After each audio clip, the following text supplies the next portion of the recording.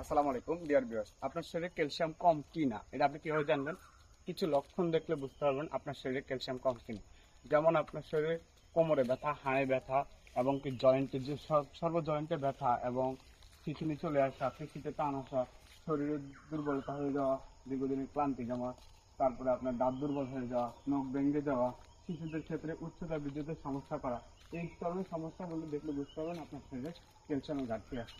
আর ক্যালসিয়ামের ঘাটতি আপনি কিভাবে পূরণ করবেন? ক্যালসিয়ামের ঘাটতি পূরণ করতে হলে আপনাকে অবশ্যই দুধ, দই বা চিজ চিজ এবং কি আপনি ব্রোকলি, বাদাম, পালং শাক ইত্যাদি এই ধরনের খাবার খেলে আপনার শরীরে ক্যালসিয়ামের ঘাটতি পূরণ হবে। এর মাঝে একটা জিনিস খেয়াল রাখতে হবে, ক্যালসিয়ামের ঘাটতি আপনি পূরণ করতে চাইলে আপনার শরীরে যদি ভিটামিন ডি না থাকে তাহলে আপনি কখনোই ক্যালসিয়ামের ঘাটতি পূরণ করতে পারবেন না। ভিটামিন ডি তৈরি করতে হলে আপনাকে অবশ্যই দৈনিক 10 থেকে 15 মিনিট বা 15 থেকে 20 মিনিট সকাল 9টা থেকে 11টার ভিতরে রোদ গ্রহণ করলে আপনার শরীরে ভিটামিন ডি তৈরি হবে। আর এই ভিটামিন ডি তৈরি হলে আপনি অবশ্যই শরীরে ক্যালসিয়ামের ঘাটতি দূর করতে পারবেন। ধন্যবাদ।